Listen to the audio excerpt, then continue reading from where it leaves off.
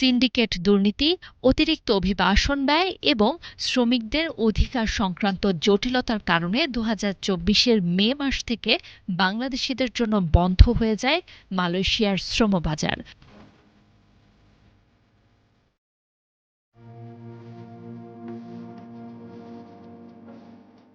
শুধু মালয়েশিয়া নয়, জনশক্তি কর্মসংস্থান ও প্রশিক্ষণ ব্যুরো বিএমইটি এর তথ্য অনুযায়ী গত ১২ বছরে ওমান, বাহরাইন, লিবিয়া, সুদান, মিশর, রোমানিয়া, ব্রুনাই ও মালদ্বীপ সহ বেশ কয়েকটি দেশে বাংলাদেশি শ্রমবাজার বন্ধ হয়ে গেছে।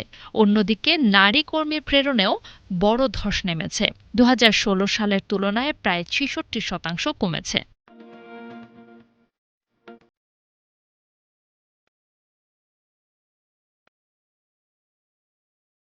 মালয়েশিয়ার শ্রমবাজার বারবার বন্ধ হওয়ার পেছনে উঠে এসেছে কিছু সাধারণ অভিযোগ।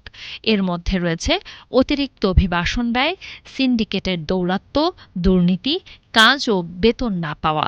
২০০৭, ২০১৮ এবং সর্বশেষ ২০২৪ সালে এসব অভিযোগের প্রেক্ষিতে নিয়োগ বন্ধ করা হয়। বাংলাদেশে নতুন সরকার দায়িত্ব নেয়ার পর বাংলাদেশি কর্মীদের জন্য মালয়েশিয়ার শ্রমবাজার আবার চালু করার উদ্যোগ নেয়।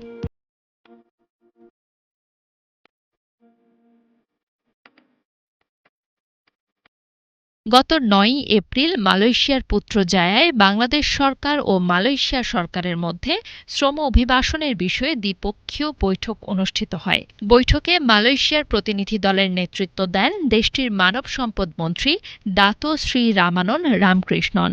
বাংলাদেশের পক্ষে নেতৃত্ব দেন শ্রম ও কর্মসংস্থান এবং প্রবাসী কল্যাণ ও বৈদেশিক কর্মসংস্থান মন্ত্রী আরিফুল হক চৌধুরী।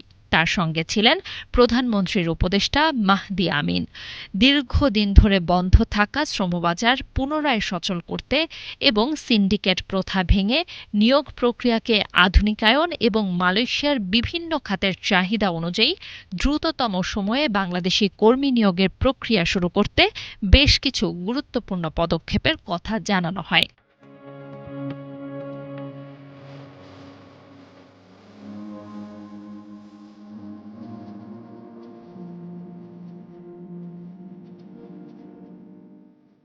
মালয়েশিয়ার কৃষি, নির্মাণ, প্ল্যান্টেশন, উৎপাদন ও সেবা খাতে বাংলাদেশি শ্রমিকদের অবদান অত্যন্ত গুরুত্বপূর্ণ। বর্তমানে প্রায় ৭ লাখ বৈধ বাংলাদেশি কর্মী সেখানে কাজ করছেন এবং বিপুল পরিমাণ রেমিট্যান্স দেশে পাঠাচ্ছেন। এছাড়া প্রায় ১.৫ লাখ অবৈধ কর্মীও সেখানে কাজ করছেন, যাদের বৈধকরণের দাবিও জোরালো হচ্ছে।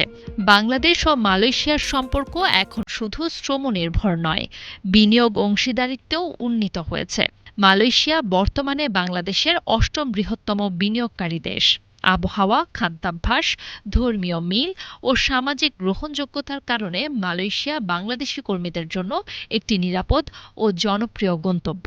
দীর্ঘদিনের অচলাবস্থার পর উচ্চ পর্যায়ের এ সফরকে ঘিরে নতুন সম্ভাবনা তৈরি হয়েছে। তবে বাস্তব অগ্রগতি নির্ভর করবে দুর্নীতি নিয়ন্ত্রণ, স্বচ্ছতা নিশ্চিতকরণ এবং অভিবাসন ব্যয় কমানোর ওপর। সবকিছু ঠিক থাকলে আবারও মালয়েশিয়ার শ্রমবাজারে ফিরতে পারে বাংলাদেশ, এমন প্রত্যাশা প্রবাসী ও সংশ্লিষ্ট সবার।